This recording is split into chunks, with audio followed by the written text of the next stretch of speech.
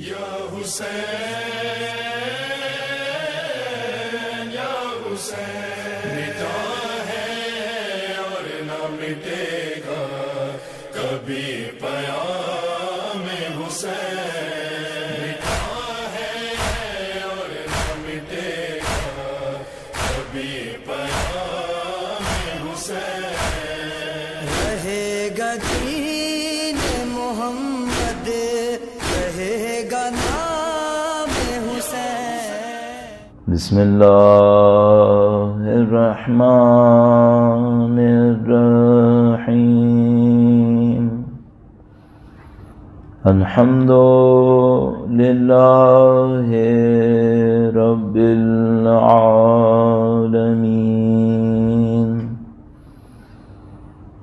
والصلاة والسلام على سید الانبیاء والمرسلین، حبیب الہ العالمین ابی القاسم محمد صلی علی محمد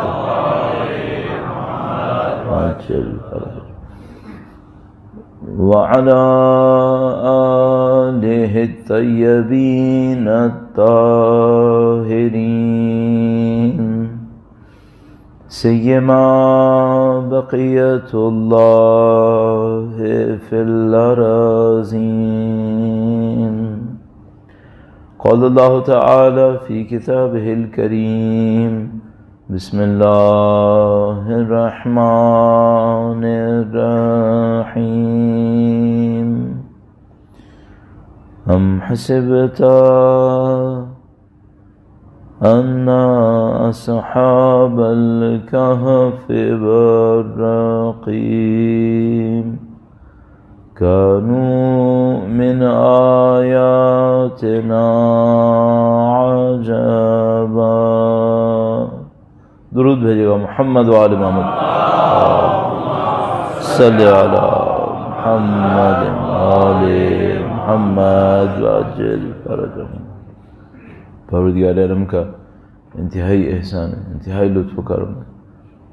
اس نے ہمیں زندگی کے افراتفری سے محفوظ کیا، زندگی کے اندر جو انحرافات ہیں ان سے محفوظ کیا، سید الشہداء کی محبت نصیب فرمائی، قرآن کریم اہل بیت اطہار علیہ السلام کی ہدایت نصیب فرمائی. زندگی کے یہ اوقات ہم کہیں اور بھی گزار سکتے تھے، اور میں ہمیشہ یہ سوچا کرتا ہوں کہ انسان دنیا میں کہیں اور شیطان کی گمراہی سے پہنچ سکتا ہے، لیکن مجلس عزا پہ گمراہی سے نہیں پہنچے گا. مجلس عزا میں یقیناً خدا احسان کرے گا تو پہنچے گا. خدا کے لیے اس احسان کا شکر بجا لانے کے لیے، تاکہ انشاءاللہ خدا اس نعمت میں اضافہ فرمائے، انشاءاللہ مرتے دموں تک ہمیں اہل بیت کے بہترین چاہنے والوں میں قرار فرمائے، نسلاً بعد نسلاً قیامت تک ہماری تمام نسلوں کو ان کے وفاداروں میں قرار فرمائے، انشاءاللہ ان کے وارث کا ظہور کا دن دیکھنا نصیب فرمائے، ان کی نصرت اور اس راہ میں شہادت نصیب فرمائے انشاءاللہ. تمام دعاؤں کی قبولیت کے لیے درود بھیجیں محمد وآل محمد، اللہم صلی علی محمد وآل محمد وعجل فرجهم.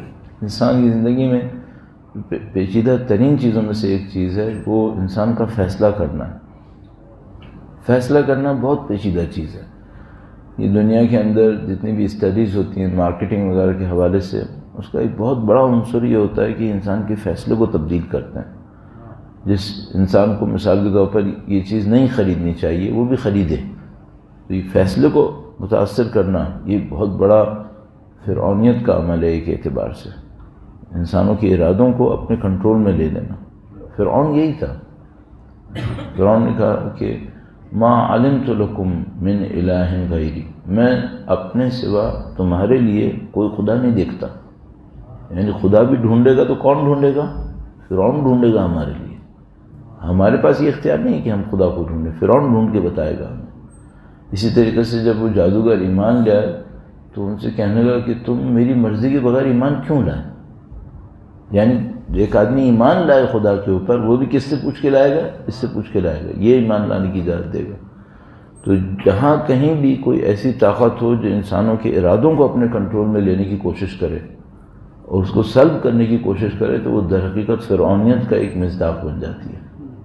اور مجھے ڈر یہ ہے کہ آج کے زمانے کا میڈیا شاید اس طرح کی ایک چیز بن گیا ہے کہ لوگوں کے ارادوں کو کیپچر کر رہا ہے، اور لوگوں کے ارادے ان کے ارادوں سے، ان کے بنائے ہوئے منصوبوں سے متاثر ہو رہے ہیں۔ یہ بہت پیچیدہ ایک عمل ہے کہ انسان فیصلے کیسے کرتا ہے۔ آپ کسی کے سر کے اوپر طاقت کا استعمال کریں، شاید وہ اپنی ڈر سے، جان کے خوف سے، مال کے خوف سے اطاعت شروع کر دے، لیکن جب تک اس کا دل کنونس نہیں ہوا ہے یہ انسان زندہ ہے، یہ انسان زندہ رہے گا۔ یہ جو عمل ہے یہ انتہائی اہم ہے۔ ہمارے لیے کیوں اہم ہے؟ ہمارے لیے اہم عمل حسینیت اور سید الشہداء کے راستے پہ چلنے کے حوالے سے ہے۔ اس لیے عرض کروں گا آپ کی خدمت میں، درود بھیجے گا محمد و آل محمد، صلی علی محمد و آل محمد۔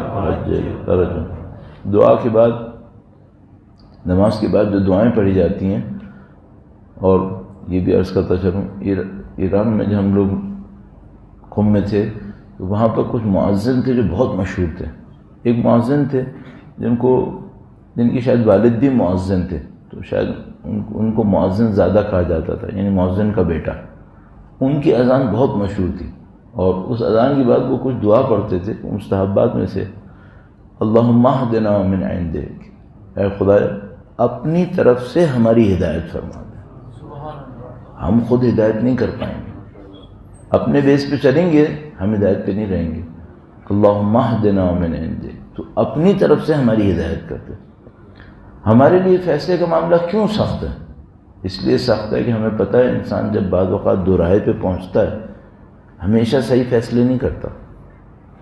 بعض اوقات بہت ساری پلاننگ کیے بیٹھا ہوتا ہے کہ ایسا کوئی موقع آیا تو میں یہ کروں گا، لیکن نہیں کرتا، کچھ اور ہو جاتا ہے۔ لیکن کیوں ایسا ہو جاتا ہے؟ آپ اس کی چھوٹی سی مثال اپنی زندگی میں اس وقت دیکھ سکتے ہیں کہ مثال کے طور پر آپ نے یہ ارادہ کیا، یا میرے جیسے نے جس کا کمزور ارادہ ہوتا ہے، ارادہ کیا کہ صبح کو اٹھے گا یہ کام کرے گا، مثلا نماز شب پڑھے گا، فجر پڑھے گا۔ اب الارم بھی بج رہا ہوتا ہے، اور میں وہی انسان ہوں جس نے رات کو وعدہ کیا تھا کہ میں صبح کو اٹھوں گا۔ الارم بھی بج رہا ہوتا ہے اور وہ دیکھ رہا ہوتا ہے، لیکن وہ کوئی کام کرتا ہے کہ پھر بھی نہیں اٹھ پاتا۔ کیوں ایسا ہوا؟ میں وہی انسان نہیں جس نے کل رات ارادہ کیا تھا کہ میں اٹھوں گا۔ تو یہ جب بالکل ٹائم آتا ہے فیصلہ کرنے کا، تو یہ فیصلہ کبھی وہ کیوں ہو جاتا ہے جو ہم نے نہیں چاہا تھا؟ کون یہ فیصلے کر رہا ہوتا ہے؟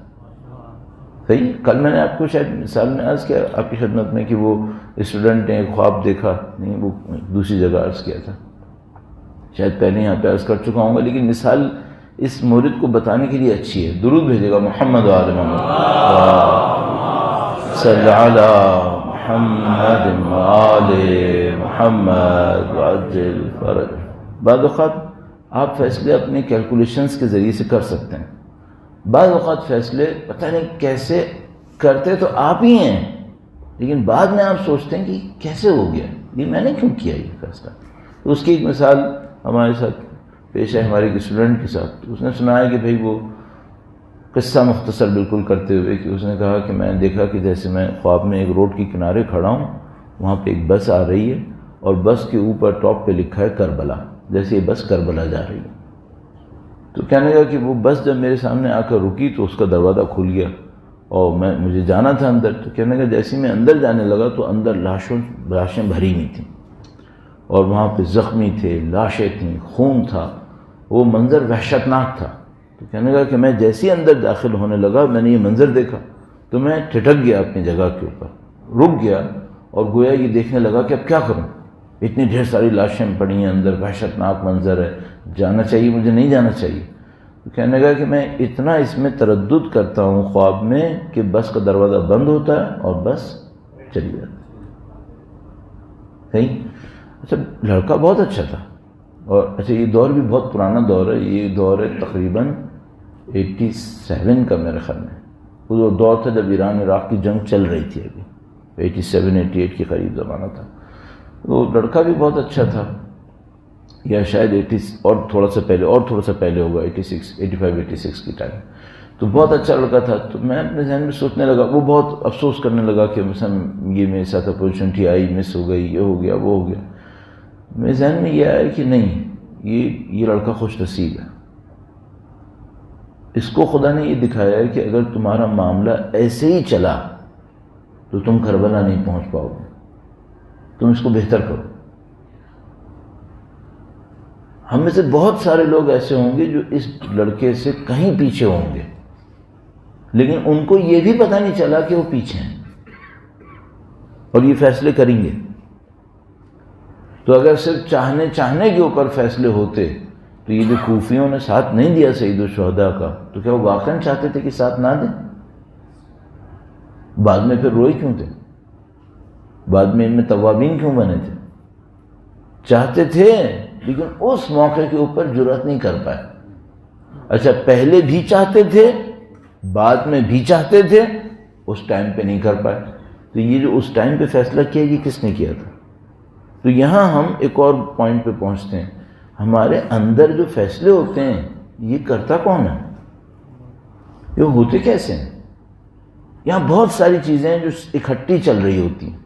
تو اس میں مثال کے طور پر میں اس کی تفصیلات بھی عرض کر چکا ہوں، اور تو بہت زیادہ آپ کا وقت نہ لوں اس معاملے میں. مجھے کہ یہ ہماری گہرائی میں ایک انسان ہے جو ہمارے اعمال کا نتیجہ ہے. ہماری گہرائی میں ایک وجود ہے جو ہمارے اعمال کا نتیجہ ہے. صحیح ہے؟ اس وجود سے یہ فیصلے صادر ہوتے ہیں. اس وجود کو ہم لوگ ٹیکنیکلی آسان کرنے کے لیے قلب کہتے ہیں. اسے کہتے ہیں قلب. درود بھیجے گا محمد وعلی محمد. اللہم صلی علی محمد وعلی محمد وعجل فرج. ویسے تو اردو میں قلب، دل یا انگلش میں ہارٹ، یہ ہم لوگ اس پمپنگ اسٹیشن کو کہتے ہیں. اس کو بھول جائیں گے، فی الحال اس سے کوئی سروکار نہیں ہے. آیا اس پمپنگ اسٹیشن کا اس قلب سے کوئی اندر کا لنک ہے؟ جبکہ یہ میٹیریل ہے، وہ نان میٹیریل ہے. کیا کوئی لنک ہے؟ شاید ہے، شاید کہیں کچھ ہے، لیکن ابھی کنفرم نہیں کہہ سکتے. یہ کیسے سمجھ میں آتا ہے کہ شاید کوئی لنک ہے؟ آپ کی خدمت میں شاید ہو کہ ہم نے بیوی کی تسبیح پڑھنے کا ایک طریقہ عرض کیا تھا. کئی دفعہ اس کو دہرا چکے ہیں، نہیں دہرائیں گے ابھی. یہاں پہ جس نے سرچ کرنا ہو وہ تھوڑا سا کہیں جا کے سرچ کر لے تو اس کو نظر آ جائے گا.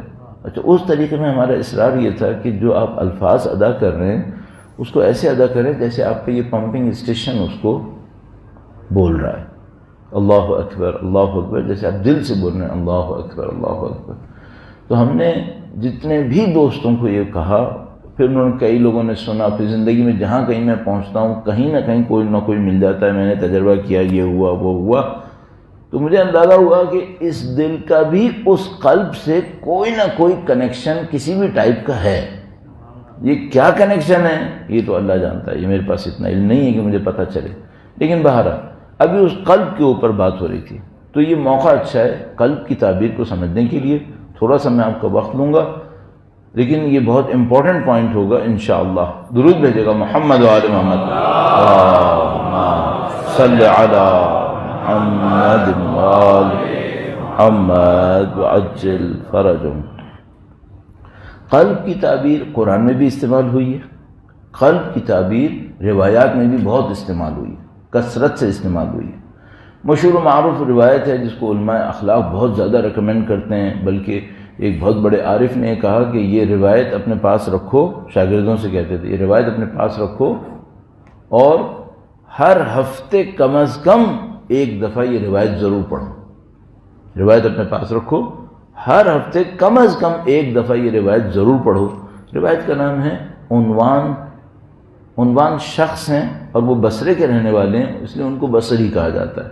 تو عنوان بصری یا عنوان بصری، جو بھی آپ اس کو تلفظ کریں، یہ شخص ہیں عنوان بصری، جو مولا کی خدمت میں پہنچے تہذیب نفس کو سیکھنے کے لیے کہ میں اپنے نفس کے ساتھ بہتری کرنا چاہتا ہوں.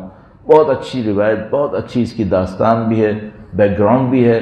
اس میں وقت لگاؤں گا تو وہ قلب رہ جائے گا، لہذا میں ابھی اس پہ بالکل نہیں لگاؤں۔ آپ نیٹ پہ تھوڑا سا بھی جا کے سرچ کریں گے، روایت عنوان بصری، عنوان جیسے اردو میں عنوان لکھتے ہیں ٹائٹل کے لیے، ویسے ہی عنوان ہے، اور بصری جیسے بے صاد را یا، یہ آپ لکھ کے سرچ کریں تو آپ کو یہ روایت مل جائے گی، ضرور پڑھ لیجیے گا، ضرور پڑھ لیجیے گا۔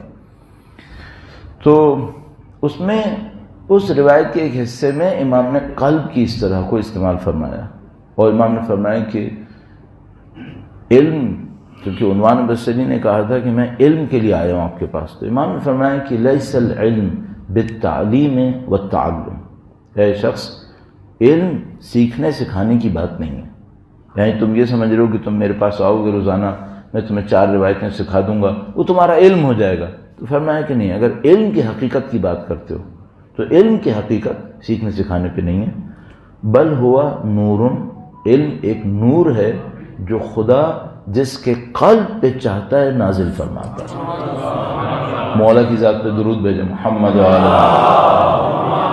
صلی علی محمد محمد وعجل۔ لیس العلم بالتعلیم والتعلم بل هو نور یقذفہ اللہ علی قلب من یشاء، خدا جس کے قلب پہ چاہتا ہے اسے نازل کرتا ہے۔ اچھا، اب جب ہم لوگ روایات میں قلب پڑھتے ہیں تو ہماری انڈرسٹینڈنگ میں یہ تو ہوتا ہے کہ اس قلب کا مطلب یہ والا دل نہیں ہے۔ اچھا، اگر ایک عام طریقے سے اس روایت کو پڑھا جائے تو قلب کا مطلب ہم کیا لیتے ہیں؟ ہم قلب کا فوراً مطلب لے لیتے ہیں عقل، ہم اس کو عقل سمجھنے لگتے ہیں کہ بھئی ٹھیک ہے، یہ تو ہمیں پتہ ہے کہ اس قلب کا کام علم سنبھالنا نہیں ہے، چونکہ یہ میٹیریل باڈی ہے اور علم نان میٹیریل ہے، علم میٹیریل نہیں ہے، تو یہ میٹیریل نان میٹیریل کو تو نہیں سنبھال سکتا، تو پھر اس کا مطلب ہے کہ مراد عقل ہے، اور پھر وہ عقل کہاں پر ہے؟ تو ہمارا ایزمپشن یہ ہے کہ برین اور عقل میں بھی فرق ہے۔ صحیح بات صحیح ہے کہ انسان کے پاس ایک برین ہے، لیکن جب ہم عقل کی بات کرتے ہیں، العقل ما یعبد بہ الرحمن، عقل وہ صلاحیت ہوتی ہے جس کے ذریعے انسان اللہ کی بندگی کرتا ہے، تو برین تو سب کے پاس ہوتا ہے اور عقل کے ذریعے اللہ کی بندگی کی جاتی ہے، اس کا مطلب ہے عقل کچھ اور ہے۔ تو اب سوچے دیکھیے ٹرمنالوجیز کتنی ہو گئیں، ایک دل ہو گیا، ایک برین ہوا دماغ، ایک ہم نے کہا عقل وہ بھی کچھ اور ہے، اور قلب وہ کچھ اور ہے۔ صحیح ہے، تو پھر ہمارا دل کیا ہے؟ یہ پمپنگ اسٹیشن ہے۔ برین کیا ہے؟ یہ جو سر کی کھوپڑی کے درمیان رکھا ہوا ہے۔ اور عقل کیا ہے؟ وہ جس کے ذریعے کیلکولیشنز ہوتی ہیں۔ پھر قلب کیا ہے؟ قلب وہ جگہ ہے جہاں خدا کا نور نازل ہوتا ہے۔ صحیح ہے۔ اچھا، اب کیا سب کے اوپر خدا کا نور ایک جیسا نازل ہوتا ہے؟ نہیں۔ سب کے اوپر کیا برابر کا علم آتا ہے کیا؟ نہیں۔ اس کا مطلب ہے سب کا قلب مختلف ہے۔ صحیح ہے۔ اب ایک اگلا سوال، یہ جو سب کا قلب مختلف ہے، یہ خدا نے خود سے مختلف کیا ہے یا ان کے کسی عمل کی وجہ سے مختلف ہوا ہے؟ ظاہر عمل کی وجہ سے، ورنہ خدا اگر سب کا مختلف کرتا تو معاملہ خراب ہو جائے گا، پھر تو جبریت آ جائے گی۔ پھر تو اب اس کا مطلب کیا ہوا؟ قلب کوئی ایسا وجود ہے جو ہمارے اعمال سے متاثر ہے، اور اس کا فنکشن اللہ کی طرف سے خاص علم کو حاصل کرنا ہے۔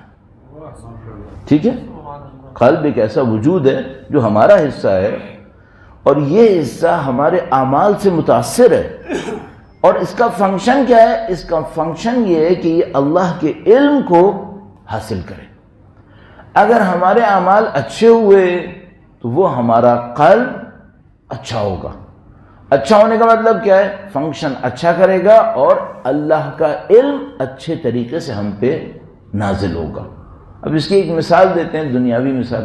اس کی دنیاوی مثال یہ ہے کہ فرض کریں کہ آپ کے پاس ایک آئینہ ہے، اور سولر پینل بڑی اچھی مثال ہے۔ سولر پینل، آپ کے پاس سولر پینل ہے، آپ سولر پینل پہ جتنی زیادہ ڈسٹ پھیر دیں گے، پھینکیں گے، اس کی پروڈکٹیوٹی خراب ہو جائے گی، اور جتنا آپ کا سولر پینل صاف ستھرا ہوگا، جس کے اوپر ڈسٹ نہیں ہوگی، تو یہ اچھا لائٹ کو، سن لائٹ کو ریسیو کرے گا، اور اس سے آپ کے لیے الیکٹریسٹی کو پروڈیوس کر کے دے گا۔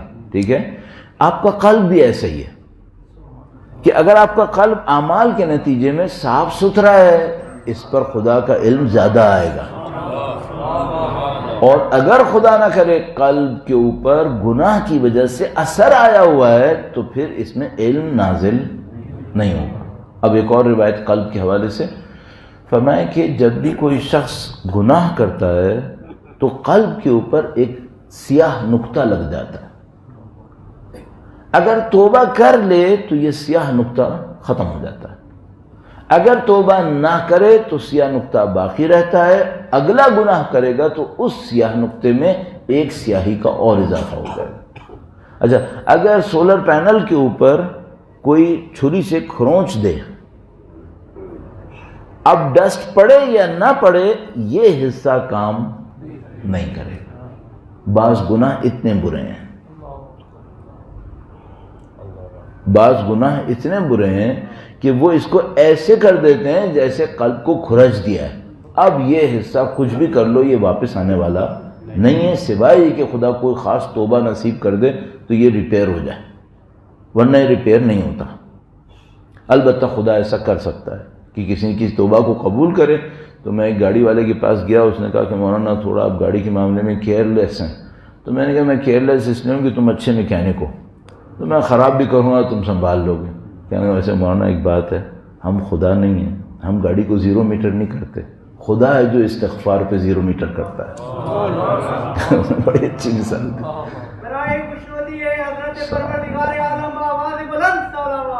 اللہم صل علی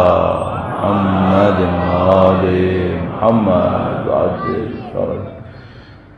تو ہم محنت کر کے قلب کو بیان کرنے کی کوشش کر رہے ہیں۔ آپ کا ٹائم تو میں لے رہا ہوں، لیکن یہ بات ایسی ہے کہ اگر ایک دفعہ اچھی طرح سمجھ میں آ جائے اس میں کافی سہولت ہو جائے گی۔ قلب ایک وجود ہے، ہمارا ہی وجود ہے، اس میں ہمارے اعمال کی وجہ سے اچھائی آتی ہے، نعوذ باللہ تعالی ہمارے اعمال کی وجہ سے برائی بھی آ سکتی ہے۔ روایت نے کہا کہ اگر ایک گناہ کرو تو ایک سیاہ نقطہ پڑے گا، استغفار کرو تو برطرف ہو جائے گا، نہیں استغفار کیا تو یہ سیاہ نقطہ اپنی جگہ پہ جم جائے گا۔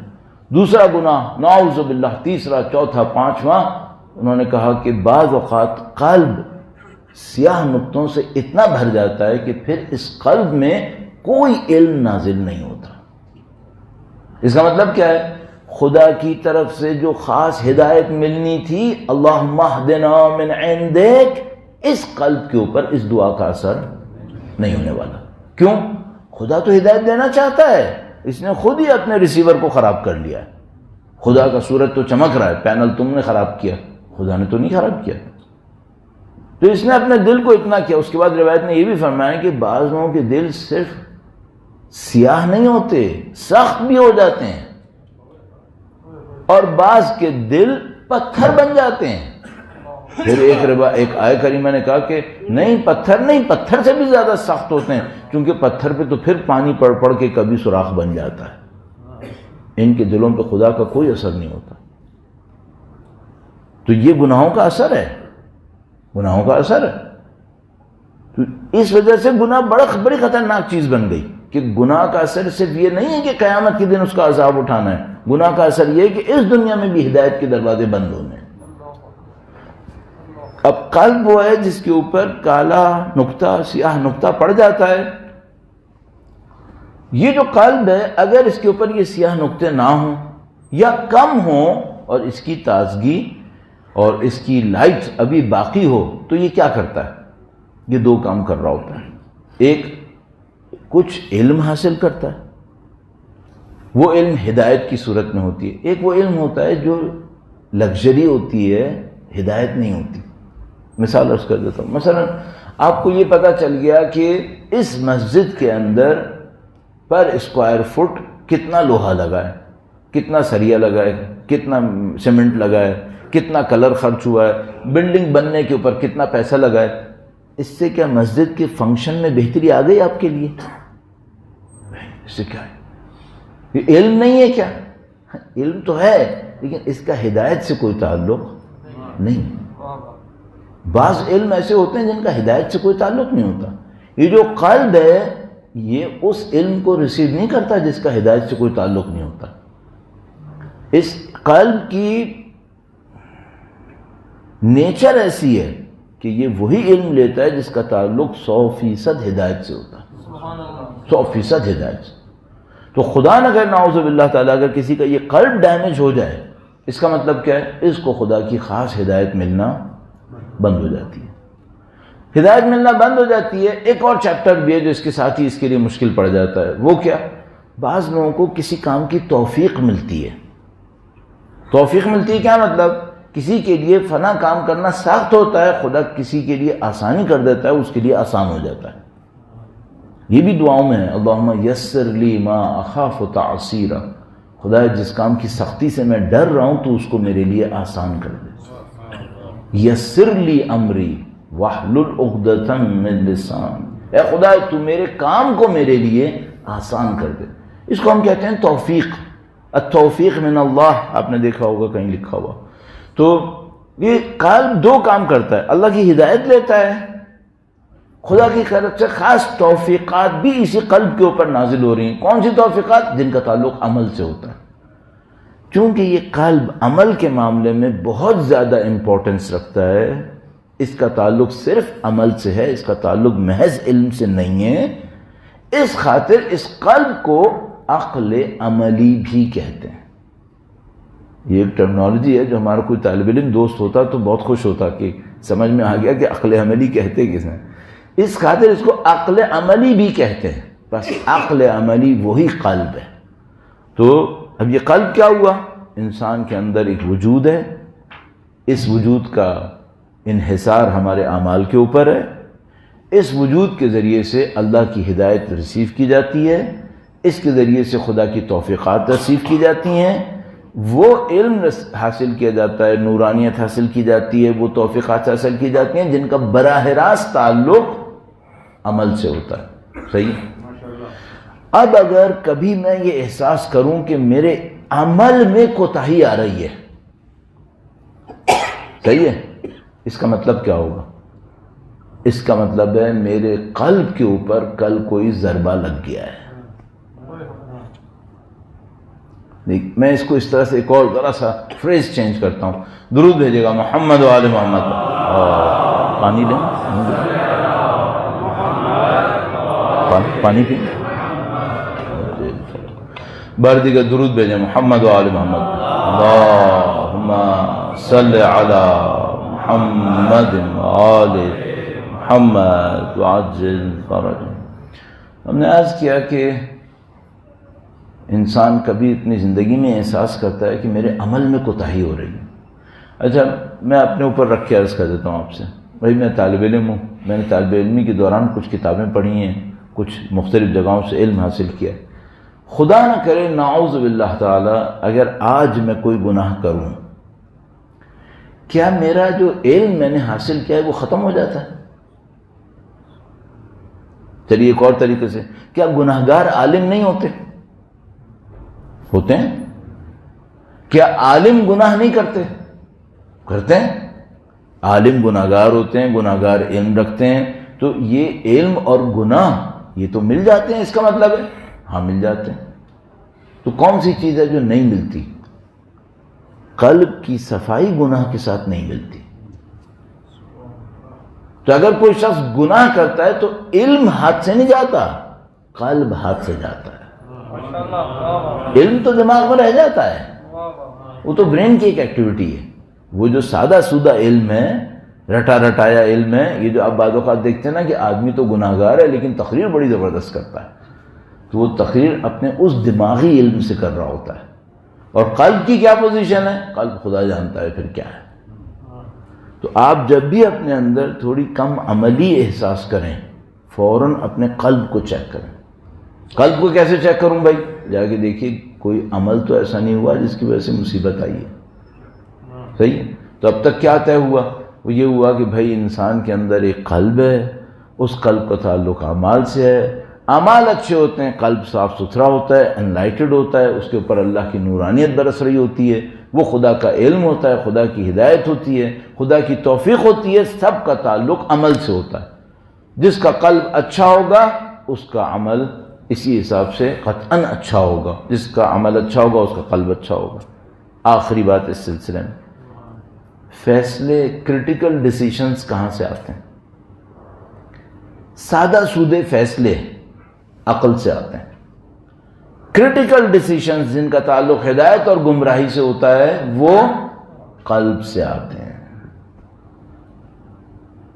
اس خاطر کرٹیکل ٹائم کے اوپر اندر کی پاکیزگی ضروری ہے، عقل پہ انحصار نہیں کر سکتے۔ اگر آپ نے ایک سادہ فیصلہ کرنا ہے، آج 2 بجے کھانا کھانا ہے یا 3 بجے کھانا کھانا ہے، یہ آپ کا عقل کرے گا، اس میں کوئی مسئلہ نہیں۔ اب ایک کرٹیکل ڈیسیشن آ گیا جس کا تعلق کس سے ہے؟ ہدایت اور گمراہی سے ہے۔ اب اس کو میں چھوٹے لیول کے اوپر دیکھوں تو مثال کے طور پر آپ نے مثلا اس مجلس میں آنا ہے یا نہیں آنا ہے، ٹھیک ہے، اور آپ کی جو عقل کی کیلکولیشن ہے وہ ہو چکی ہے کہ آپ نے جانا ہے۔ اب اگر پھر بھی کوئی نہیں آیا ہے اور مجھ سے کوئی پوچھے اب کیوں نہیں آئے تم، تو اس کو جا کے دیکھنا پڑے گا یہ قلب کی کوئی کارروائی ہو گئی ہے، اس قلب میں کوئی حرکت کی ہے جس کی وجہ سے میں نہیں آ پایا ہوں۔ صحیح؟ تو کرٹیکل ڈیسیشنز جن کا تعلق ہدایت گمراہی سے ہوتے ہیں وہ کہاں سے ہوں گے؟ قلب سے ہوں گے۔ اچھا اگر قلب صحیح نہیں ہوا، فیصلے غلط ہوں گے، فیصلے غلط ہوں گے۔ اب آپ کے سامنے میں نے کسی حد تک یہ عرض کر دیا کہ آپ کو اور مجھے عمل کیسے کرنا ہے۔ اب ایک مثال میں اس کو تطبیق کرتے ہیں، امپلیمنٹ کرتے ہیں، اور انشاءاللہ اپنے معاملے کو جو ہم نے موضوع لیا تھا اس کو اختتام تک پہنچانے کی کوشش کرتے ہیں۔ درود بھیجے گا محمد و آل محمد، صلی علی محمد و آل محمد وعجل فرج۔ ہمارے پاس ایک روایت ہے، اور وہ روایت ہے کہ اگر صبح فجر کے بعد 11 مرتبہ قل هو اللہ پڑھو تو تمہاری ہدایت کے لیے بہت اچھا ہے۔ بلکہ ہمارے پاس یہ بھی عرض کرتا چلوں، اس کو پوری تفصیل سے تو ہم نہیں عرض کر پائیں، لیکن یہ کہ بہرحال ابھی جب یہ کووڈ-19 کا ایشو ہوا تو سب لوگوں کو یاد آیا کہ بھائی کوئی ذکر ہوتا ہوگا جس سے یہ بیماری ہمیں نہ لگے، تو اب سب سرچ کرنے لگے۔ تو بہرحال وہ کسی نے فیک میسج بھیجنا شروع کر دیا، یہ کیا وہ کیا، تو کہیں مجھے کسی نے بھیجا تھا یا کسی کتاب میں نے پڑھا، چونکہ 6-7 مہینے پہلے کی بات ہے تو مجھے یاد بھی نہیں آ رہی کیا ہوا تھا، لیکن بہرحال اس کے پیچھے ایک واقعہ ہے۔ واقعہ کیا ہے؟ واقعہ یہ ہے کہ ایک تھے آیت اللہ خونساری نام کر کے۔ آیت اللہ خونساری انتہائی پرہیزگار انسان اور انتہائی پاکیزہ انسان۔ آیت اللہ خونساری کی عمر کافی زیادہ تھی، یعنی ان کا انتقال تقریباً 86 میں ہوا تھا، اس وقت میں خونسار میں تھا۔ اس سے ان کی عمر اس وقت میرے خیال میں کم از کم بھی 90 سال کے قریب تو تھی، جو مجھے یاد ہے۔ تو انہوں نے اس فرسٹ ورلڈ وار اور سیکنڈ ورلڈ وار دونوں دیکھی ہوئی تھیں، اور اس زمانے میں ایران میں بہت کرائسس آئے تھے۔ ایک تو ظاہر ہے first world war second world war کے اپنی مسائل تھے، پھر اس زمانے میں قحط آئے تھے اور بہت ساری چیزیں ہو گئی تھیں، تو اس زمانے میں مسائل بہت تھے۔ تو وہ ان کے چاہنے والے کافی زیادہ تھے اور ان کی معنوی حیثیت کو جانتے تھے، تو وہ ان سے رجوع کرتے تھے اور کہتے تھے کہ آقا ہمیں کوئی نسخہ بتائیں جس سے ہماری جان ان مسائل سے بچ جائے، کم از کم ہم اس میں نہ پھنسیں۔ تو انہوں نے مولا کی ایک روایت پر استناد کرتے ہوئے 7 آیتیں بتائی تھیں۔ مولا کی ایک روایت ہے، بہاء الانوار میں بھی ہے، کہ مولا امیر المومنین نے فرمایا، درود بھیجے گا محمد و آل صلی علی محمد محمد وعجل فرج۔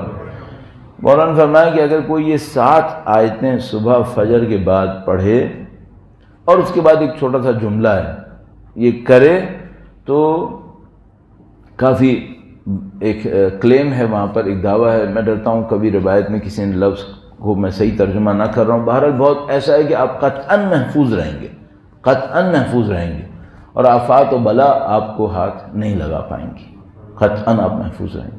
آیت اللہ خونساری نے یہ جملے بتائے اور وہ 7 آیتیں لوگوں سے کہیں کہ بھئی آپ لوگ روزانہ پڑھا کریں۔ اس زمانے میں ایک بہت مشہور کاتب تھے زنجانی نام کر کے، یہ جو بہت پرانی، آپ اگر کبھی کتابوں کے اندر تحریریں دیکھیں کیلیگرافک لکھا ہوا تو وہ معمولاً زنجانی کے لکھے ہوئے ہیں۔ زنجانی خود بھی بہت بڑے عالم تھے اور متقی پرہیزگار بھی تھے۔ تو یہ 7 آیتیں زنجانی صاحب نے اپنے ہاتھ سے لکھی کیلی گرافک کے اندر اور وہ آیت اللہ خونساری کے پاس بھیجوائیں. تو آیت اللہ خونساری نے اس کے سیدھے ہاتھ پر اپنی رائٹنگ میں لکھا کہ ہاں اس کو صبح کے بعد پڑھے انشاءاللہ خدا مدد کرے گا. اس کی اوتھینٹسٹی یعنی انہوں نے کلیئر کر دی کہ ہاں بھائی یہ اوتھینٹک کام ہے.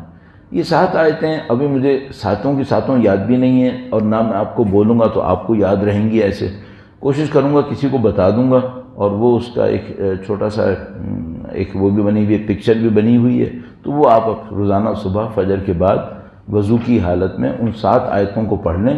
چھوٹا سا نیچے ایک جملہ بھی ہے وہ بھی پڑھ لیں تو امام کا وعدہ ہے کہ انشاءاللہ مشکلات سے محفوظ رہیں گے انشاءاللہ تعالی. درود بھیجے گا محمد و آل محمد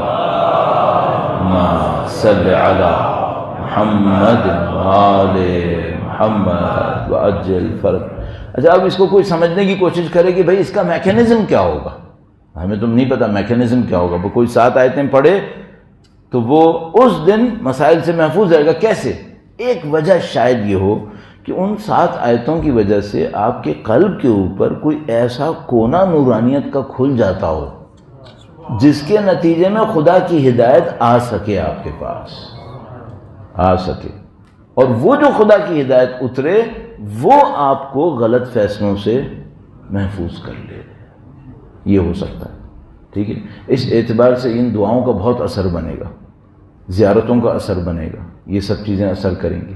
اب آئیے, بہت طولانی ہو گیا آج کا تو تقریباً پورا وقت ہی اسی پہ لگ گیا, لیکن یہ بہت امپورٹنٹ تھا میری دانش میں کہ آپ اس میکینزم کو سمجھنے کی کوشش کریں کہ یہ جو گناہ اور ثواب کی کہانی ہے یہ صرف مرنے کے بعد کی نہیں ہے, یہ ہمارے ساتھ چل رہی ہے. ہم گناہوں کا بوجھ اپنے ساتھ لے کے گھوم رہے ہیں اپنے قلب کے اوپر, اور ہر روز اس کے غلط نتیجے کو سہنا پڑتا ہے. گناہ کے نتیجے صرف قیامت میں نہیں بھگتیں گے, یہاں بھگت رہے ہیں ہم لوگ. کاش ہمیں یہ تو سمجھ میں آئے کہ بھئی یہ ہمارے ساتھ چل رہا ہے. اور میں نے ابھی آپ کی خدمت میں عرض کیا یہ قلب آپ کے وجود کا حصہ ہے, اور یہ قلب اسٹوریج بنا ہوا ہے آپ کے اور میرے اعمال کے لیے. اچھے ہوں گے تو یہ اچھا ہوگا, نعوذ باللہ برے ہوئے تو یہ برا ہو جائے گا. اچھے ہوئے تو اللہ کی ہدایت لے گا, اللہ کی توفیق لے گا. برے ہوئے تو پھر یہ سب ہم محروم رہ جائیں گے. اگر کسی معاشرے میں فتنہ و فساد پھیلتا ہے تو کیوں پھیلتا ہے؟ کیونکہ قلب تاریک ہوئے ہوتے ہیں. قلب تاریک نہ ہو تو فتنہ فساد نہیں پھیل پائے گا. کوئی گراؤنڈ ہوتا ہے جس پہ شیطان کھیل لیتا ہے. اب مثال کے طور پر اس وقت تو دیکھیے اتنی زیادہ واٹس ایپ وغیرہ کے اوپر سوشل میڈیا میں وائرل ہوئی ہوئی ہیں باتیں کہ بھئی یہ جو 61 ہجری میں سید الشہداء شہید ہوئے, کیا بغیر کسی گراؤنڈ کے ایک ظالم آیا اس نے شہید کر دیا؟ تو سب کہہ رہے ہیں کہ نہیں, ایسا نہیں تھا کہ مثلا پورا سب کچھ صحیح چل رہا تھا, ایکسیپشنلی ایک مثلا انک کا بلیک ڈاٹ ایک وائٹ کپڑے کے اوپر گرا اور امام شہید ہو گئے کہیں. نہیں, ایسا نہیں تھا. یہ تاریکی پہلے کہیں معاشرے کے اندر پھیلی ہوئی تھی جس کے اندر یہ موقع ہوا کہ سید الشہداء جیسی نورانیت ان مسائل سے گزری. تو یہ جو تاریکی پہلے سے پھیلی ہوئی تھی وہ تاریکی کس چیز کی تھی؟ کیا لوگ نماز نہیں پڑھ رہے تھے؟ قرآن نہیں پڑھ رہے تھے کیا؟ تاریکیت کیا تھی پھر وہ؟ تو وہ کہتے ہیں بھائی دنیا میں جو سب سے گندی تاریکی ہے. اب اس تاریکی کا مطلب کیا ہے؟ تاریکی کا مطلب ڈارکنس, فزیکل ڈارکنس نہیں ہے, قلب کی تاریکی. ظاہر ہے وہ قلب, اس کا بلیک ڈاٹ جو ہوتا ہے وہ ڈارکنس کریٹ کرتا ہے قلب کے اوپر. تو کہتے ہیں قلب کی سب سے گندی جو سیاہی ہوتی ہے وہ کیا ہوتی ہے؟ قلب کی سیاہی کا مطلب کیا ہے؟ اب اس کے اوپر ہدایت نہیں آنی ہے. وہ کیا ہے؟ تو وہ کہتے ہیں لذات میں ڈوب جانا, لذتوں کے پیچھے بھاگنا, کسی بھی قسم کی مادی, اور مادی لذت لے لیجئے, جاہ طلبی لے لیں, اپنی شو بازیاں, نہیں معلوم جنسی لذات, مادی لذات, کھانے پینے کی لذات. زندگیوں کا لذات میں غرق ہونا قلب کی سیاہی لے کے آئے گا. اور جب یہ قلب سیاہ ہوں گے ان کے فیصلے غلط ہوں گے. ان کے فیصلے پھر اتنے غلط ہوں گے, اتنے غلط ہوں گے کہ ان کے سامنے امام مظلوم ذبح ہو رہا ہوگا, انہیں کچھ نہیں ہوگا. ان کے فیصلے اتنے غلط ہو جائیں گے. یہ سب قلب کی سیاہی کا اثر ہوتا ہے. اور میں نے عرض کر دیا قلب کی سیاہی کہاں سے آتی ہے؟ یہ سیاہی آتی ہے جن لذتوں کو خدا نے حلال نہیں کیا تھا ان کے پیچھے بھاگنا, اس سے آتی ہیں سیاہی. جب ایک سیاہی چھا جاتی ہے پھر معاشرے کے اندر جو ظلم کرنا ہو، جو ستم کرنا ہو کرو، کوئی کسی کا پوچھنے والا نہیں ہوتا۔ اب میں وہ ایک حدیث شریف آپ کی خدمت میں پرسوں عرض کی تھی، کل سوچا تھا اس کو بیان کروں گا، پھر وہ رہ گئی تھی، میں دوبارہ وہ حدیث عرض کرتا ہوں، اس سے کنیکٹ کرتا ہوں اور موضوع کو انشاءاللہ اختتام تک لے کے جاتے ہیں۔ درود بھیجے گا محمد و آل محمد، صلی علی محمد و آل محمد وعجل فرج۔ من حاول امرا بمعصیت اللہ، اگر کوئی شخص اللہ کی معصیت کر کے کسی کام کو انجام دے، افوت لما یرجو، جس چیز کو حاصل کرنا چاہتا ہے وہ اور تیزی سے اس کے ہاتھ سے جائے گی، وہ اسرع لمجیء ما یحذر، اور جس چیز کے آنے سے ڈر رہا تھا وہ چیز اور تیزی سے آئے گی۔ بھائی ایک آدمی چاہتا تھا اپنی اولاد کو خوش کرے، اس اولاد کو خوش کرنے کے لیے اس نے گناہ کا راستہ پکڑ لیا۔ اب جو چیز سب سے پہلے وہ کھوئے گا وہ کیا ہے؟ جس کو لینے کے لیے اس نے یہ کیا تھا۔ اس نے کیا لینے کے لیے یہ گناہ کیا تھا؟ اولاد کی محبت۔ اس کا مطلب ہے سب سے پہلے تو یہ اولاد کی محبت سے محروم رہ جائے گا، ایک بات۔ دوسری بات یہ کہ یہ کس چیز سے ڈر رہا تھا؟ یہ ڈر رہا تھا مثلا معاشرے کے اندر میری بے عزتی نہ ہو جائے۔ اس کا مطلب کیا ہے؟ اب یہ بے عزتی ہوگی اور تیزی سے ہوگی۔ تو افوت لما یرجو، جس چیز کی اس کے اندر خواہش تھی وہ بہت تیزی سے اس کے ہاتھ سے نکل جائے گا، فوت ہو جائے گا وہ۔ اسرع لما یحذر، اور جس سے یہ ڈر رہا تھا وہ اور تیزی سے اس کی طرف آئے گی۔ یہ اللہ کا قانون بنا ہوا ہے۔ اچھا اب اگر خدا نہ کرے نعوذ باللہ تعالیٰ کسی معاشرے کے اندر یہی قانون چل پڑے کہ لوگ اپنے اپنے کاموں کو صرف گناہوں کے ذریعے سے کرتے ہیں، صرف گناہوں کے ذریعے سے کرتے ہیں، تو پھر کیا ہوگا؟ پھر یہ ہوگا کہ اس معاشرے کی جو خواہش ہے وہ قطعاً اس کو نہیں ملے گی، وہ چیز نہیں ملے گی اسے۔ اچھا اس کو بھی سمجھ میں آئے گا کہ مجھے نہیں ملی ہے، بعض اوقات سمجھ میں آئے گا، بعض اوقات بہت دیر میں سمجھ میں آئے گا۔ یہ جو خداوند متعال فرماتا ہے نا کہ ہم گناہ گاروں کو آگ میں جلائیں گے، یہ آگ یہاں بھی ہے، نوعیت تبدیل ہو جاتی ہے۔ بندوں کو دیکھا ہے حسد میں پڑے ہوتے ہیں، جیلسی میں، تو روایت نے کیا کہا جیلسی آگ ہے۔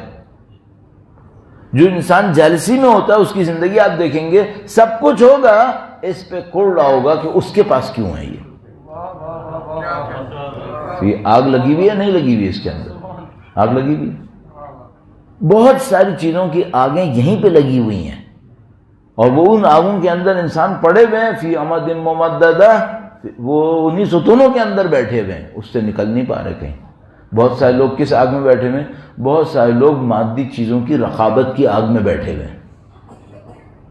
ایک چیز لے کر آتے ہیں گھر، اس سے پہلے کہ اس سے مزہ لیں ان کو ایک اور چیز سمجھ میں آ جاتی ہے کہ وہ بھی ہونی چاہیے تھی، اور ساری زندگی اسی آگ میں جلتے رہتے ہیں کہ یہ بھی ہوتا، یہ بھی ہوتا، یہ بھی ہوتا۔ تو ان کے پاس اتنا بھی ٹائم نہیں ہوتا کہ جو لے چکے ہیں اسی سے مزہ لے لیں، کچھ نہیں ہوتا ان کے پاس۔ یہ وہ آگ ہیں جو لگی ہوئی ہیں اس وقت، یہ وہ آگ ہے جو سوسائٹی میں جل رہی ہے اس وقت، سوسائٹی اس کے اندر۔ تو اب یہ آپ سے اس کو دیکھ رہے ہیں، اب اگر امام دیکھ رہے ہیں کہ لوگوں کے اندر تاریکی آ گئی ہے، فتنہ فساد پھیل گیا ہے، فیصلے مسلسل غلط کر رہے ہیں، اپنی بنائی ہوئی آگوں کے اندر جل رہے ہیں، اب امام حل کیا کریں، کیسے پیش آئیں؟ سب سے پہلا اصول ہمدردی کا اصول، ہمدردی دکھاؤ۔ اچھا اگر انسان ایک دوسرے کے لیے ہمدردی دکھائیں گے تو کیا ہوگا؟ پہلا تو قلب پہ یہ اثر ہوگا کہ قلب کے اندر تاریکی کم ہونا شروع ہو جائے گی۔ دوسرا اثر یہ ہوگا کہ جن آگوں کے اندر یہ جل رہے ہیں اس آگ کی انٹینسٹی کم ہونا شروع ہو جائے گی۔ پھر امام کیا چاہیں گے؟ امام یہ چاہیں گے یہ اللہ سے لو لگائیں، اللہ سے لو لگائیں۔ کیا مطلب اللہ سے لو لگائیں؟ سادہ سی بات، مثال کے طور پر کہیں اپنی خاموشی سے بیٹھ جائیں، خدا سے گفتگو کریں، خدا کے سامنے اقرار کریں، خدا کے سامنے اپنے گناہوں کی توبہ کریں اور چند آنسو بہائیں۔ تو مثال کے طور پر روایتوں میں لکھا ہے کہ یہ جو آنسو ہیں یہ پل صراط کے نیچے جو آگ لگی ہے اسے بجھا دیتے ہیں۔ جو آنسو اللہ کی راہ میں بہتے ہیں وہ آنسو پل صراط کی آگ کو بجھا دیتے ہیں تاکہ انسان سکون سے جنت کی طرف جا سکے، اسے کوئی مشکل پیش نہ آئے۔ تو مثال کے طور پر یہ اہل بیت کا طریقہ کار، اب ہم بالکل چونکہ اختتامی لمحات میں، تو مثلا کیا عرض کریں، پریکٹیکلی کیا کریں آپ؟ پریکٹیکلی یہ کر لیجئے کہ آپ کے پاس ان تمام چیزوں کو ڈیل کرنے کے لیے کوئی نہ کوئی منصوبہ بنا ہوا۔ مثلا اب یہاں سے چونکہ ایکشن پلان ہے، 1 2 3 کچھ پوائنٹ عرض کروں گا اور یہ لب لباب ہوگا اس ساری گفتگو کا۔ پروردگار انشاءاللہ ہمیں اور آپ کو عمل کرنے کی سعادت نصیب فرمائے گا انشاءاللہ۔ درود بھیجے گا محمد و آل محمد، صلی علی محمد محمد وعجل فرج۔ دیکھیے ہم سب کو معلوم ہے کہ حساب لینے والا حساب لے گا، اس میں کوئی شبہ نہیں۔ وہ چیزیں بھی ہمارے سامنے لائے گا جن کو ہم ایسا بھلا چکے ہیں جیسے ہوئی ہی نہیں تھی۔ میں اگر 50 سال سے اوپر میری زندگی ہے تو میں نے 8 سال میں 10 سال میں جو دیکھا ہے وہ تھوڑا تھوڑا مجھے یاد ہے۔ جتنا کچھ یاد ہے سب جمع کروں نا، ایک دن کی کارروائی نہیں بنے گی، جبکہ 2 سال تھے۔ یہ میں نے بھلا دیا ہے، کیا خدا نے بھلایا ہے؟ بھول جاؤ کہ خدا بھلائے گا، خدا نہیں بھلاتا۔ جب میں 15 سال کا تھا تو بالغ ہو گیا تھا، 15 سے لے کے 18 سال تک جو میری زندگی گزری وہ 3 سال تھے۔ جتنا بھی جتن کر لوں اس 3 سال کو یاد کروں، جتنا بھی یاد کروں گا 2 دن 3 دن بھی نہیں بنیں گے۔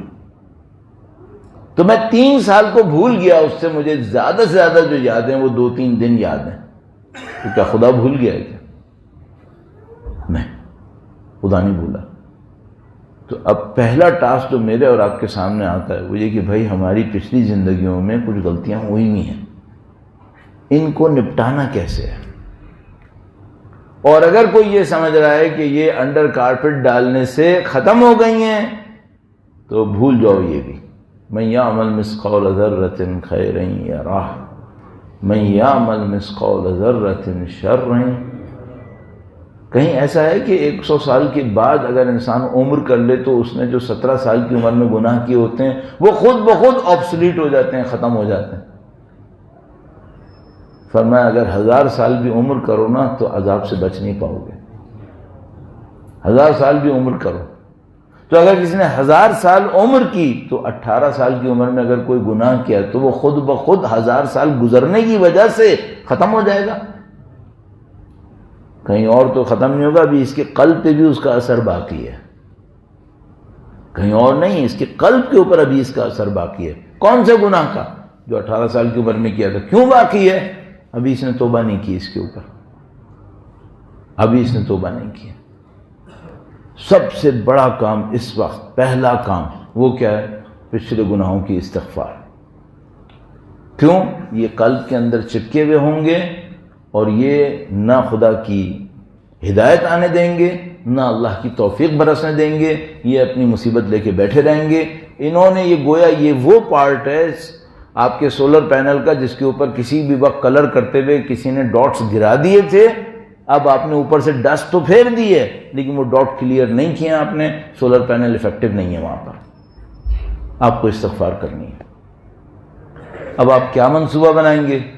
میں آپ کی خدمت میں صرف اتنا عرض کر سکتا ہوں، طالب علم ہونے کے ناطے ہر روز کم از کم 70 مرتبہ استغفار کرنا آپ کی زندگی کا حصہ ہونا چاہیے، کم از کم۔ صبح کریں، شام کریں، دوپہر کریں، رات کریں، اس سے کوئی غرض نہیں ہے، کم سے کم 70 مرتبہ استغفار کریں، اور وہ استغفار ایسا ہو جس میں پرانے گناہوں کو جتنا ممکن ہے یاد کر لیجیے، جتنا ممکن ہے، جتنا ڈیٹیل میں ممکن ہے۔ یہ بھی میں اس بات کو عرض کرتا چلوں، آج تھوڑا سا وقت لے لیں گے کیونکہ بعد میں مجلس بھی نہیں ہے اور مجھے اس کو اختتام تک لے کے جانا ہے۔ ویسے کل آپ کا ورکنگ ڈے ہے لیکن زیادہ وقت نہیں لیں گے انشاءاللہ، جلد سے جلد ختم کرتے ہیں۔ یہ میں عرض کر رہا تھا کہ جب انسان مرنے لگتا ہے تو مرنے سے کچھ منٹس پہلے اس کے اوپر ایک حالت طاری ہوتی ہے جس کو سکرات الموت کہتے ہیں۔ سکرات مسکر سے لیا گیا ورڈ ہے، جیسے میں نے عرض کیا تھا، یہ نشے کو کہتے ہیں، مسکرات نشے کو کہتے ہیں۔ سکرات الموت یعنی موت کا نشہ. یہ سکرات الموت کیا چیز ہوتی ہے؟ تو اگر کبھی کوئی اس تجربے سے گزرا ہو تو اس نے دیکھا ہوگا کہ وہ جو شخص مر رہا ہوتا ہے وہ تقریباً اپنے ہوش و حواس کھو چکا ہوتا ہے، تقریباً کھو چکا. بہت کم لوگ ہوتے ہیں جن کے یہ باقی رہ جاتے ہیں. تو تقریباً کھو چکا ہوتا ہے. اس حالت میں اس کو حالت نزاع بھی کہتے ہیں. نزاع یعنی وہ حالت جب موت اور زندگی کے درمیان میں واقع ہو رہی ہوتی ہے. 15-20 منٹ دیکھنے میں لگے گی آپ کو شاید، یا کم یا زیادہ، لیکن یہ دیکھنے والی بات ہے. اس کے دماغ میں ایک اور کارروائی ہو رہی ہوتی ہے، اور اب یہ میڈیکل سائنسز میں بھی پتہ چل رہا ہے کہ ہاں یہ ہو رہا ہوتا ہے. وہ کیا ہو رہا ہوتا ہے؟ یہ اپنی پوری لائف کو ریویو کرتا ہوا دیکھ رہا ہوتا ہے. اس حالت میں سکرات الموت میں یہ جو شخص مر رہا ہوتا ہے یہ اپنی پوری لائف کا ایک ریویو دیکھ رہا ہوتا ہے. اچھا ایک اور مشکل ہے یہاں پر، ہمارے لیے یہ 15 منٹ ہوتے ہیں، اس کے دماغ میں یہ سالوں ہوتے ہیں. کیا مطلب؟ یعنی مرنے سے پہلے خدا اس کو اسی دنیا میں دکھاتا ہے کہ تو نے یہاں کیا کیا تھا. ہم دیکھ رہے ہیں 10 منٹ گزرے ہیں، اس کے دماغ میں وہ سالوں گزر جاتے ہیں. تو خدا کیوں دکھاتا ہے اسے؟ اس کو جسٹیفائی کرنے کے لیے جو اب جو برزخ میں ہو رہا ہے وہ کیوں ہو رہا ہے. کیونکہ جب یہ مرے گا تو برزخ میں جائے گا نا، تو برزخ میں یا اس کو انعام ملے گا یا سزا ملے گی. برزخ کے اندر بھی یہی ہوگا. اس کو بھی خدا نے جسٹیفائی کرنا ہے اس کے سامنے. تو یہ مرنے سے پہلے ایک تھوڑا سا ایک پیریڈ آئے گا جس کو آپ اور میں نزاع کہتے ہیں، سکرات کہتے ہیں. اس کے اندر یہ مردہ ہونے والا مردہ پوری زندگی کو ریویو کر رہا ہوتا ہے. خدا اس کے سامنے پوری پکچر چلا دیتا ہے، اور اس دوران میں اس کے سامنے جسٹیفیکیشن ہو جاتی ہے کہ اب جو میں مروں گا تو مجھے کیا ملنے والا ہے. صحیح. ایک راستے سے آپ بچ سکتے ہیں، اس سے ایک راستے سے بچ سکتے ہیں. ایک تو وہ بچ جائے گا جس کی زندگی میں کوئی اچھا کام نہیں ہوگا، کیونکہ اس کو ڈائریکٹ جہنم میں جانا ہی جانا ہے. نہ اس کی سکرات رہے گی، نہ اس کی شاید برزخ بھی رہے گی، کیونکہ روایتیں کہتی ہیں یہ شخص برزخ میں بھی نہیں جائے گا. 3 دن سے زیادہ برزخ نہیں ہوگی، یہ سیدھا جہنم میں جائے گا. ایک وہ شخص ہے جو قطعاً بچ جائے گا ان تمام چیزوں سے، جس کی زندگی انتہائی پاکیزہ گزری ہے. جو میں نے کہا وہ صدیوں میں چند آتے ہیں جو اپنے اسائنمنٹس کو پتہ نہیں کہاں تک پورا کر چکے ہوتے ہیں، ان کی بھی برزخ نہیں ہوتی. ان کی برزخ بھی 3 دن ہوتی ہے روایتوں کے مطابق، وہ سیدھے جنت میں چلے جاتے ہیں. جو بیچ کے ایوریج لوگ ہوتے ہیں انہیں ان سب کو گزارنا ہوتا ہے. اور راستہ کیا ہے اس کا؟ ہم ایوریج لوگ، اگر ہم ایوریج ہی ہوں میرے جیسے، تو راستہ یہ ہے کہ میں اتنا استغفار بڑھاؤں کہ اس پیچھے کو میں مرنے سے پہلے صاف کر چکا ہوں. اور جب خدا ریویو کروانے پہ ڈالے تو وہاں پر سب پکچر اچھی رہے، میرے لیے پکچر اچھی رہے. یہ راستہ ہے آپ کے اور میرے پاس. تو حتماً قطعاً آپ اپنی اگلی زندگی کے صحیح فیصلوں کی خاطر، آپ اپنی آخرت کی خاطر، آپ اپنی برزخ کی خاطر اس کام کو اپنی زندگی کا حصہ رکھیں کہ آپ نے استغفار کو روزانہ اپنانا ہے. درود بھیجے گا محمد و آل محمد، صلی علی محمد و آل محمد وعجل فرج. ایک اور خوبصورت کانسیپٹ ہے، اور وہ کانسیپٹ یہ ہے کہ جب ہم مریں گے تو کہاں جائیں گے؟ ویسے تو قبر ہے. یہ قبر، یہ جو 1-1.5 گز کی جگہ ہے، آیا یہی ہماری رہائش، اٹھنا بیٹھنا سب یہیں پر ہے؟ سب نہیں، یہ سمبولک ہے. جس طرح یہ ایک دنیا ہے، ہم یہاں سے نکل کر ایک اور دنیا میں جائیں گے. اس کو عربی میں عالم کہتے ہیں، ایک اور دنیا ہے. بس ایسا نہیں ہے کہ یہ تو ایکٹیویٹی ہے اور سب کچھ ہے اور اس کے بعد پھر ہم وہ 1.5 گز کے ڈبے کے اندر بیٹھے رہیں گے اور وہاں سے کہیں نہیں جا رہے. نہیں، وہ تو صرف سمبولک جگہ ہے.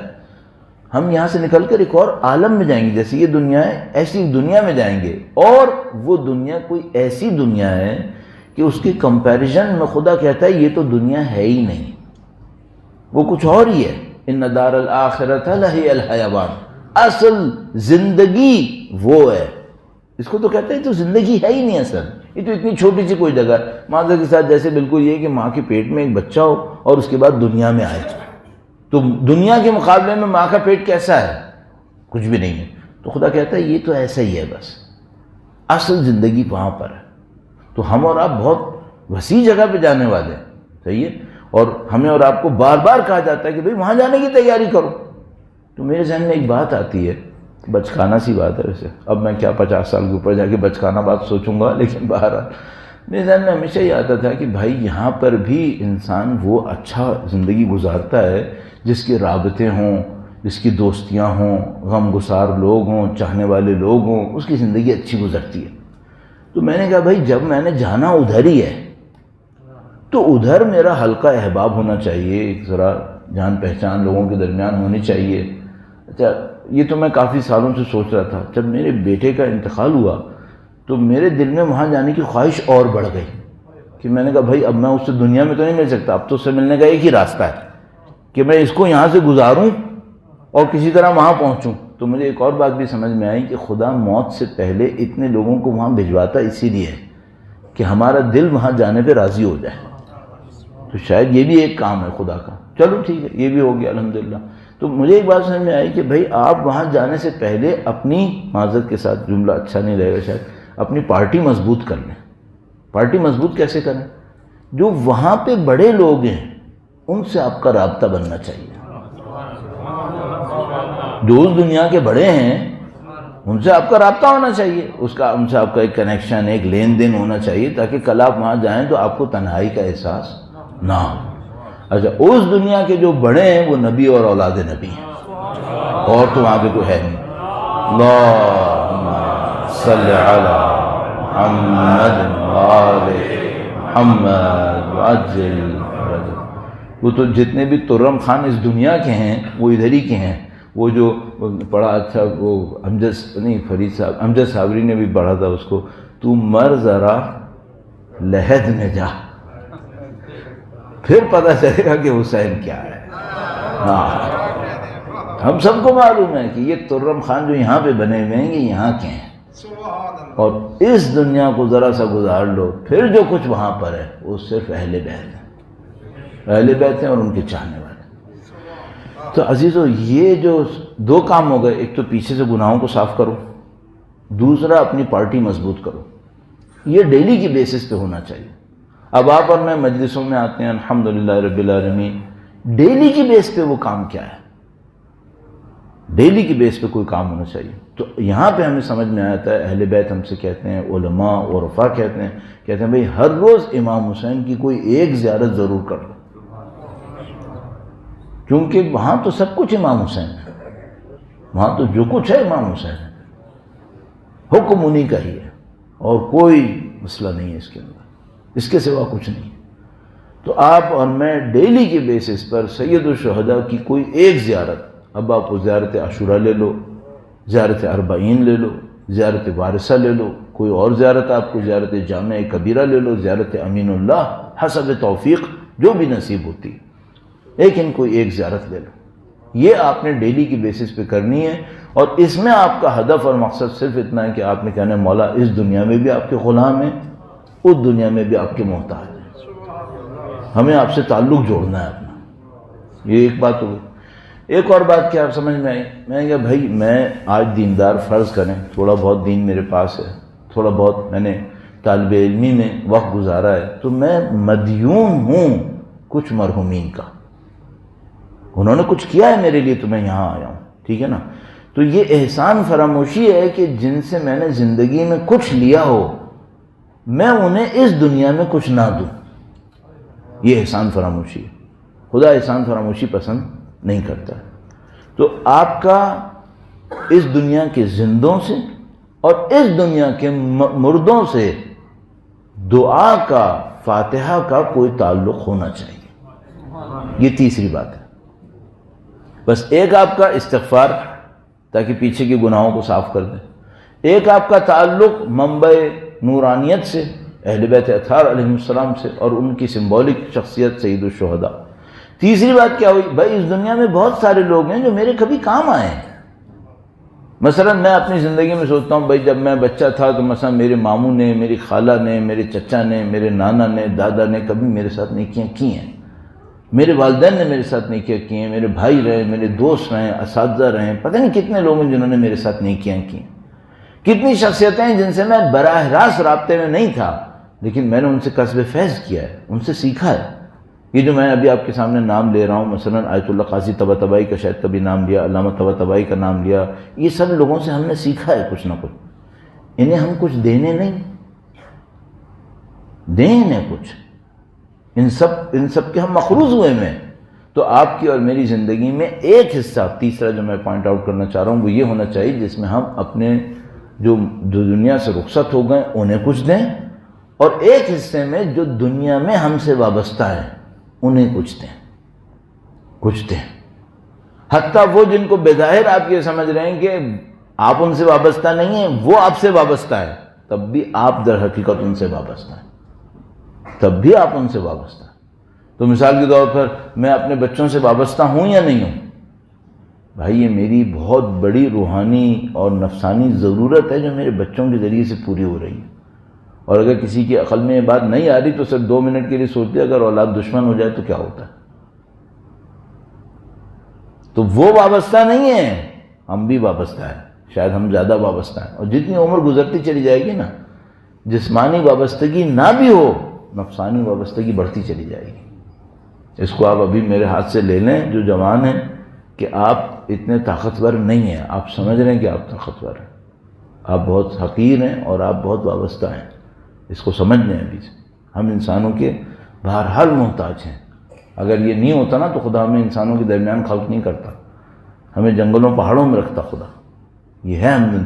تو تیسرا جو چیپٹر ہے وہ یہ کہ دینا ہے دوسروں کو۔ کیسے دینا ہے؟ ایک سورہ فاتحہ پڑھ لو جس میں جتنے مرحومین کو شامل کر سکتے ہو نام لے لے کے شامل کرو، اور ایک مثال کے طور پر فرض کریں نماز شب میں یا کہیں پر بھی آپ اللہم اغفر کہہ کے اے خدایا ان کی مغفرت فرما، نام لو، خدایا ان کی مغفرت فرما، کوئی دعا دو انہیں۔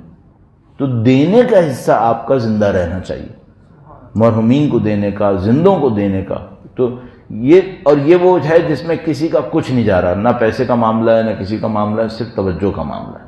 صحیح، یہ 2-4 کام آپ اپنی زندگی میں کرتے رہیں تاکہ میری اور آپ کی زندگی میں ہمارا قلب نورانیت کو حاصل کرتا رہے مسلسل۔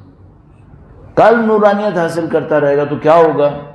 گناہوں کا اثر، گناہوں سے ہم کافی حد تک محفوظ رہیں گے۔ اور یہ سب باتیں میں نے آپ کی خدمت میں عرض کر لی۔ ان سب کے ساتھ جو بات طے شدہ ہے جس میں کوئی شبہ نہیں ہے وہ کیا ہے؟ بھئی اب گناہوں کے ساتھ نورانیت نہیں آتی، گناہوں کو ترک کرنا پڑتا ہے۔ اس کو کوئی بھول جائے کہ میں صبح کو نماز شب پڑھوں گا، زیارت عاشورہ پڑھوں گا، 100 دفعہ استغفار کروں گا، پوری دنیا کے لیے استغفار کی دعا کروں گا، اور دوپہر کو دھڑلے سے گناہ کروں گا، شام کو گناہ کروں گا، صبح کو پھر یہی کر دوں گا، معاملہ صحیح ہو جائے گا۔ نہیں صحیح ہوگا، گناہوں کے ساتھ صحیح نہیں ہوگا، گناہوں کو ترک کرنا پڑے گا۔ جو آپ کو اور مجھے پتہ ہے کہ ہماری زندگی میں غلط ہے اور گناہ ہے، اس کو ترک کرنا پڑے گا، اس کے بغیر یہ کام صحیح نہیں ہو سکتا ہے۔ درود بھیجے گا محمد و آل محمد، صلی علی محمد و آل محمد وعجل فرج۔ کچھ گناہوں کو آپ اوور نائٹ چینج کر سکتے ہیں، ایک رات میں تبدیل کر سکتے ہیں۔ کچھ گناہوں کو شاید آپ ایک رات میں نہ چھوڑ سکیں تو تدریجاً چھوڑنے کی کوشش کریں، اللہ سے ہدایت مانگتے رہیں، کیونکہ خدا نہ کرے نعوذ باللہ تعالیٰ اگر ایسا نہیں ہوا تو پھر نتیجہ خراب بھی ہو سکتا ہے۔ ٹھیک ہے، یہ وہ مختصر طریقہ کار تھا جو ہمیں سمجھ میں آیا فتنہ اور فساد کے اندر، اور یہ اہل بیت اطہار علیہ السلام کی تعلیمات سے جو چند نکات تھے جو میں نے آپ کی خدمت میں اس چیپٹر میں عرض کیے۔ پروردگار انشاءاللہ ہم سب کو فتنہ و فساد سے محفوظ فرمائے، انشاءاللہ اہل بیت اطہار علیہ السلام کی نورانیت پر باقی رہنے اور چلتے رہنے کی سعادت نصیب فرمائے انشاءاللہ۔ ایک بار پھر وقت کے امام کے حضور ادائے احترام اور ظہور کی تعظیم کے لیے درود بھیجیں محمد و آل محمد، صلی علی محمد و آل محمد وعجل فرج۔ قساوت قلب کی بات ہوئی تھی آپ سے۔ بہت سارے کام انسان کو ایسے کرنے ہوتے ہیں جس سے دل نرم رہے، اور یہ جو سید الشہداء کا ذکر ہمیں ملا ہوا ہے، یہ جو عزاداری ہمارے پاس ہے، یہ دلوں کو نرم کرنے کا سمجھ لیں اس سے بہتر نسخہ کوئی نہیں ہو سکتا تھا۔ یہ کمال کی نعمت ہے جو خداوند متعال نے نصیب کرتی ہے۔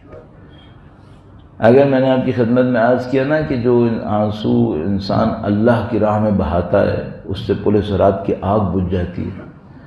تو مجھے یاد آتا ہے کہ شاید آیت اللہ عظمہ بہجت علی اللہ مقامہ فرماتے تھے کہ جو سید الشہداء کی یاد میں آنسو بہتے ہیں، کہتے ہیں تم نہیں جانتے کہ یہ کتنے قیمتی آنسو ہیں. اور ایک جگہ پہ میں نے پڑھا ہوا دیکھا، اس نے فرمایا سید الشہداء کی راہ میں بہنے والے آنسو 1000 نماز شب سے بہتر ہے. اتنی قیمت ہے سید الشہداء کے.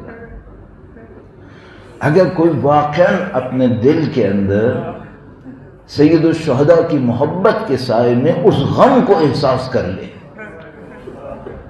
اور اس غم کے نتیجے میں یہ امام حسین کی راہ میں رونا شروع کر دے،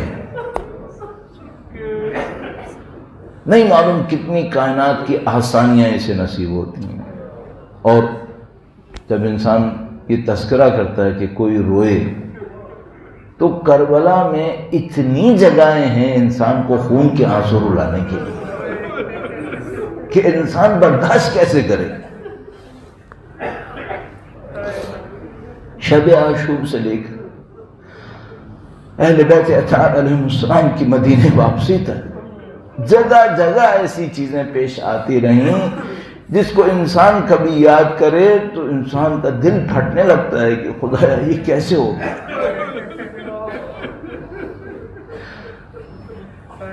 یہ کہ اہل بیت اطہار بنی ہاشم شمشیر ہاتھ میں لے کر میدان میں جائیں، دشمنوں کا مقابلہ کریں، یہ ترہ امتیاز ہے، یہ بنی ہاشم کا فخر. دشمن کا مقابلہ کرتے تھے شمشیر سے، لیکن یہ کہ وہ جو شمشیر ہاتھ میں رکھتا ہو اس کے بازو قلم ہو جائیں.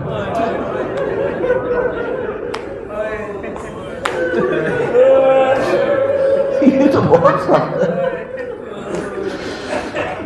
سید الشہداء اپنے فرزند کو بھیجیں کہ دشمن سے لڑے، یہ فخر ہے. بنی ہاشم یہی کرتے تھے، اپنے بچوں کو تربیت دیتے تھے کہ وہ دشمن سے لڑے. لیکن جب حسین اکبر کے لاشیں تک پہنچے تو ٹکڑے ٹکڑے ہو چکا لاشا، اور یہ بوڑھا باپ جوان کی لاشا اٹھائے. یہ تو بہت سخت بات ہے. یہ کہ اہل بیت اطہار علیہ السلام اللہ کی راہ میں قربانی دیں، یہ ان کا تو امتیاز ہے، ان کا فخر ہے. لیکن عزیزو پشت گردن سے خنجر چلے،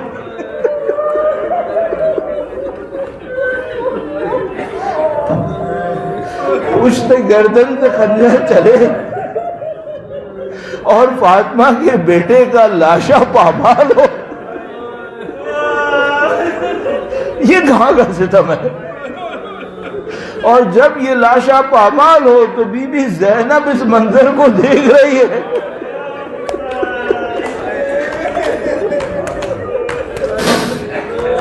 یہ کہاں کا ستم ہے. بنی ہاشم اپنے جوانوں کو قربان کریں اللہ کی راہ میں، یہ معمول ہے. بنی ہاشم نے ہمیشہ یہ کیا ہے. لیکن مظلومہ بہن 18 بھائیوں کے لاشوں کے درمیان سے گزرے، یہ کہاں کی رسم ہے. یہ لڑیں اور دشمن کے سامنے قربانیاں دیں، یہ قبول ہے. لیکن خاندان اسیر بنے، بازوؤں میں رسیاں بندھیں، بازاروں درباروں میں لے جائے جائیں اور سروں کو نیزوں پہ گھمایا جائے.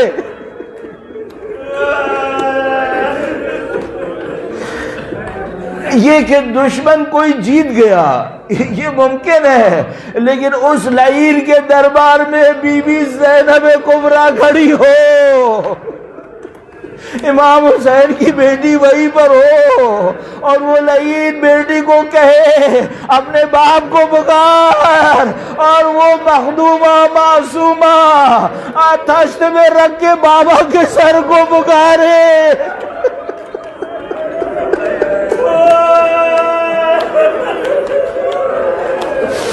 کوئی قیدی بنے اور قید خانے میں کم سن بچی باپ کے غم میں روئے اور اس کے سامنے سر رکھا جائے، اس میں روتے روتے مر جائے، نہ کفن ملے، لاشا قید خانے میں دفن ہو۔